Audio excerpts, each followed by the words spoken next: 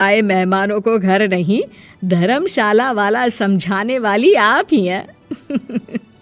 वैसे आपको खुशी होगी कि आपकी बेटी के संस्कार भी ऐसे ही हैं। सास का अखाड़ा बहू ने पछाड़ा। माँ जी, ये कैसे बना रही है शिमला मिर्च? नहीं नहीं नहीं, ऐसी कोई नहीं खाएगा। आप हटिए, मैं बनाती हूँ। कोई नहीं खाएगा? अरे तेरे मायके वालों के लिए नहीं बना रही हूँ, अपने पति, बेटे और बेटी के लिए बना रही हूँ। और वो लोग शिमला मिर्ची ऐसी ही पिछले कई सालों से खाते आ रहे हैं। बहू हो ना, थोड़ा सोच समझ कर जबान खोला करो, समझी? माँ जी, फिर तो मैं यही कहूँगी कि आपको खाना बनाना आता ही नहीं। बहू शिमला मिर्च बना लेती है, लेकिन अपने अंदाज में। फिर खाने के टेबल पर, ये सब्जी क्या बहू ने बनाई है? आज बहुत अलग लग रही है। भाभी, रंग तो बड़ा अच्छा दिख रहा है सब्जी का। अरे नहीं नहीं, मुझे तो माँ के हाथ वाली खानी थी। क्या है रीना, सब्जी माँ को ही बनाने दिया करो ना। सास, जिसे अब थोड़ा सा अपना पल्ला भारी दिख रहा होता है। अरे अब बेटा मेरा जमाना आ गया। ये घर कभी मेरे नाम से चलता था, लेकिन अब लग रहा है कि मेरा होना ना होना एक ही बराबर है। बहू तो पूरे घर के साथ रसोई में भी राज करना चाहती है। माँ जी, आप ही ने तो कहा था शादी के वक्त कि रानी बनाकर रखेंगी मुझे। तो देखिए, रानी का काम यही होता है ना, राज करना। अरे देख बहू, माना तू राज करना चाहती है, लेकिन भूल मत, पूरी रियासत अभी मेरी है। अरे कैसी बात कर रही हो तुम दोनों? और ये क्या तरीका होता है बहू से बात करने का? बेचारी अभी तो आई है, उसको आजादी भी नहीं दोगी क्या? तो वो इस घर को अपना घर कैसे समझेगी? देखिए पापा, माँ सही कह रही है। घर को अपना घर समझी, इसमें कोई बुरी बात नहीं है। लेकिन सिर्फ अपना और हमें पराया करने की कोशिश करे ना जी ना, ये सोच तो बिल्कुल अच्छी नहीं है। देख, तू छोटी है ना, छोटी की तरह रहा कर। हर बात पर बीच में ना बोला कर। क्यों? वो मेरी बेटी है तो मेरे तरफ से ही बोलेगी ना। माँ जी, ये तरफ तरफ क्या होता है? हाँ, वो मेरी बहन नहीं है क्या? मैं मानती हूँ कि आज मैंने सब्जी बना दी, लेकिन थोड़ा खाने में बदलाव करना हम स्त्रियां भी तो जानती हैं और चाहती भी हैं। तो इसका मतलब ये तो नहीं कि घर के खाने की कोई वैल्यू ही नहीं है। देख, मैं कोई बहस नहीं करना चाहती, जाओ खाना खा लो। सभी खाना खाने बैठ जाते हैं। अगले रोज, माँ जी प्लीज, ये आस पड़ोस वालों को बोलिए ना, मुंह उठाकर घर में मत आ जाया करे। अरे किसी के घर आने जाने का कुछ वक्त तो होना चाहिए। यहाँ तो सारा दिन मानो लोगों ने धर्मशाला बनाकर रखी है। बहू, वो हम लोगों के परिवार जैसे हैं, पिछले 25 साल से हमारे साथ है। और ये मेरा घर है, यहाँ कौन आएगा कौन नहीं, ये तू कैसे डिसाइड करेगी? और हाँ, तुझे अगर पसंद नहीं ना, तो अपने कमरे में चली जाया कर। वो लोग बात ही कर रहे होते हैं कि पड़ोसन आ जाती है। अरे बहन, हम लोगों ने जागरण रखा है माता का आज रात, सुबह का भंडारा भी, तो बहू रानी को लेकर आना हाँ बिटिया। अच्छा चलती हूँ, और घरों में भी निमंत्रण देना है। अरे हाँ हाँ, हम जरूर आ जाएंगे। वैसे किस किस को बुला रही हूँ? वो तुम्हारी ननद और भाभी भी आ रहे हैं क्या? माँ, क्या आप इनके पूरे खानदान को जानती हैं?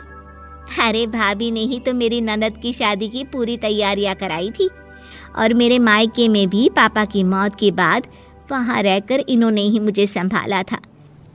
इतना तो कोई किसी के लिए नहीं करता। अच्छा, मैं ना फल दे जाऊंगी, काट देना भाभी, मैं दूसरे काम पूरे कर लूंगी। मेरी तो तबीयत खराब है माँ जी, आप ही काट देना सारे फल। मैं रात का खाना भिजवा दूंगी, परेशान ना होना। हाँ? अरे नहीं नहीं, हम लोग बना लेंगे, 4 लोगों का खाना तो बनाना है। अरे नहीं नहीं, आप फल पर लग जाओगी, और बहू की तबीयत भी ठीक नहीं, खाना मैं ही भिजवा दूंगी। पड़ोसन चली जाती है और सास बहू की तरफ देखती है। देखा, जिसे तू धर्मशाला बोल रही थी, वो कितने अपने हैं।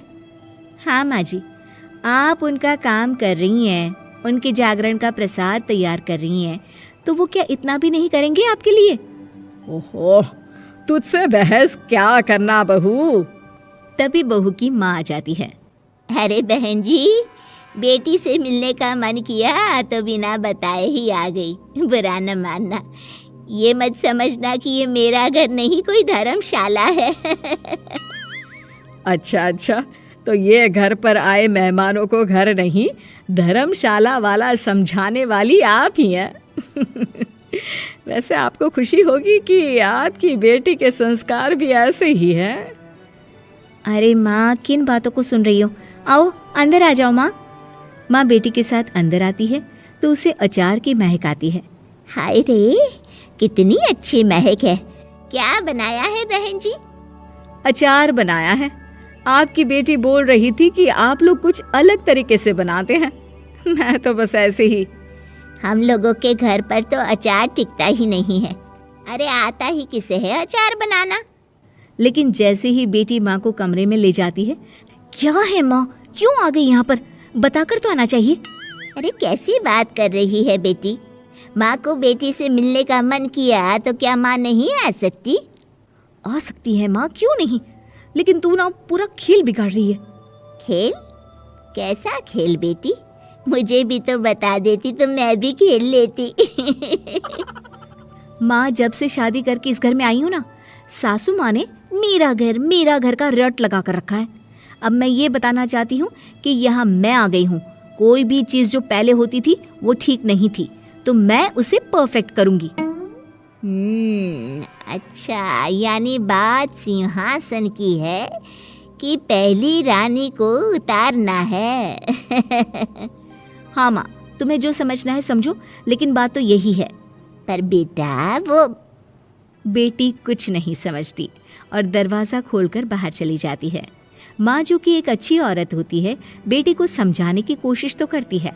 बाहर सास के सामने माँ कहती है, अरे बहन जी, आप चलिए ना मेरे साथ मेरे घर, बहू का मायका भी देख लीजिए।